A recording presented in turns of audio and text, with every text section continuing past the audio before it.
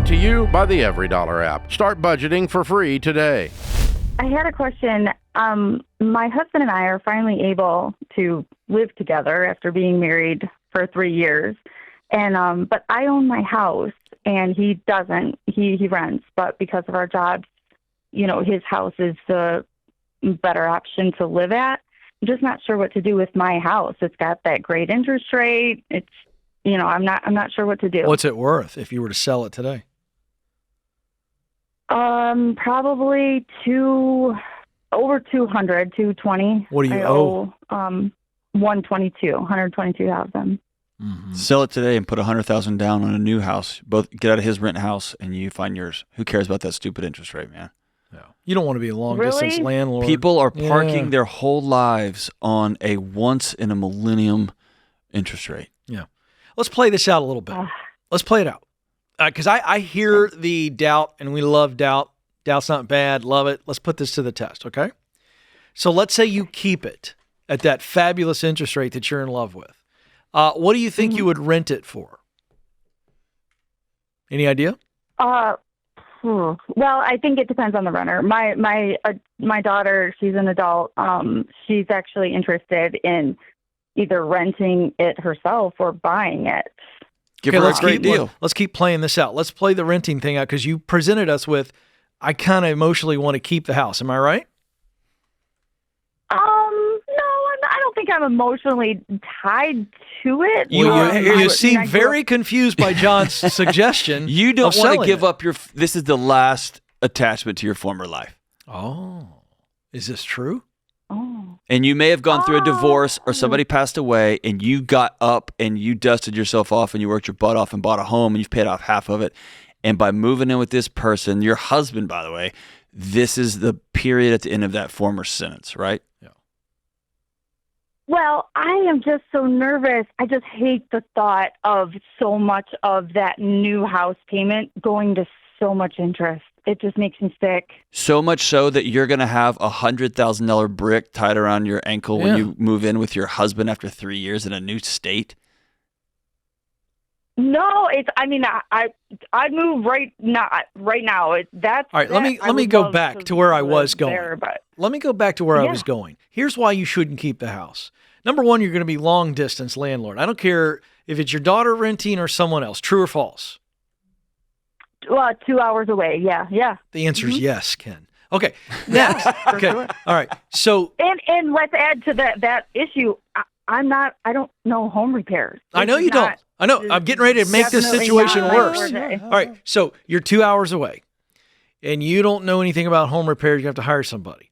Now, let's talk about how much actual money you would make on renting this house. Okay. What I was trying to get at, I never got an answer from you, is what is the market-based rent for that house? You don't have to tell me now because we don't need to get bogged down. But here's what I'm going to tell you. You will be shocked if you run the numbers, John, at what you can get in rent versus your mortgage payment. Okay. And let's just say you cleared $300, $400, $500 a month. Is that a fair guess? I could, yeah. Okay, great. Let's say 500. Let's be aggressive in my example. Okay. 500 a month times 12 is $6,000 a year. That's your gross that you're going to get. Then you got home repairs, somebody taking care of the house. That's all on you. So you aren't even going to net $6,000 a year. All that nuisance, all that worry for maybe $3,000, $3,500, $4,000 a year. It's just not worth it. That's why we were so quick to say sell it and move on. Yeah.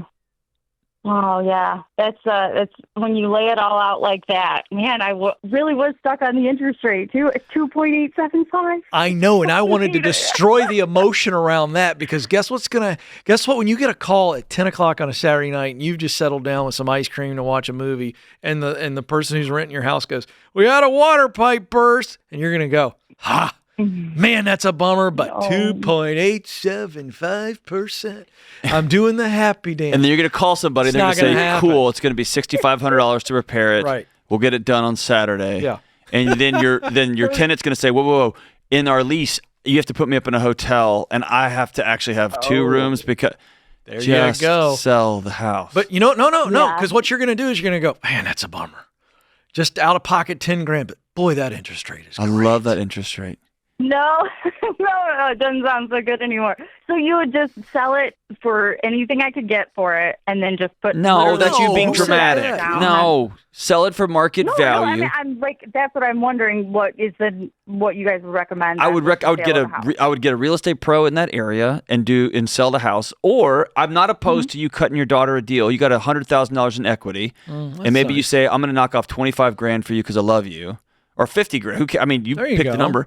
I'm going to sell it to you for 150 grand. I'm going to take $50,000 into my 3-year-old marriage that we're finally combining our households. Honey, I'm not living in your gross rent house because sick. We're getting a new place, and I got $50,000 to put down on it. Yeah. And then your daughter's got a great start. I like that option. That's actually what I wanted to do, and I talked about that with her too. Like, if that's what they decided to do with her, and eventually, like, I was going to say, get married, but Don't force it on her. As a parent, don't do any sweetheart deals just for the daughter. This needs to be a big girl deal. Now, cut her a break on the overall total, but don't start getting tricky with financing. She needs to be a big girl.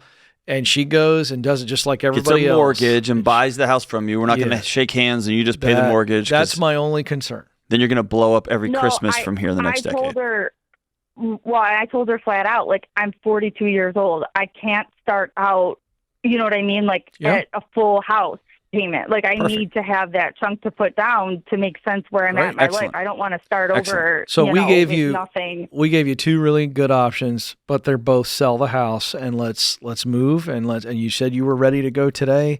I think this is the last piece.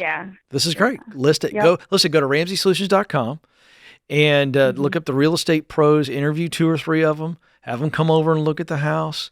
Go with the one that you like the most, that feels like they've educated you. And let a pro walk you through this process and to begin to exhale and get excited about this new chapter. Can you do one exercise for me? I want everyone listening at home in this similar situation to do this exercise, but will you do this with me? Can I do it as well? You can, Ken. Okay. All right. Are you ready? Mm-hmm. All right, Lauren, close your eyes, and I want you to picture that interest rate. What's the number? 2.75? 3? 2.875. 2.875. I want you to see those numbers. I see it, John. Now, I want you to open your eyes real quick. That's a little palate cleanser. Close them again. And I want you to imagine you're looking at your laptop, at your checking account that has $105,000, which is what you've cleared. Oh, I like it. Which number do you like looking at more? That big one. That's right. Bank account. Sell the house.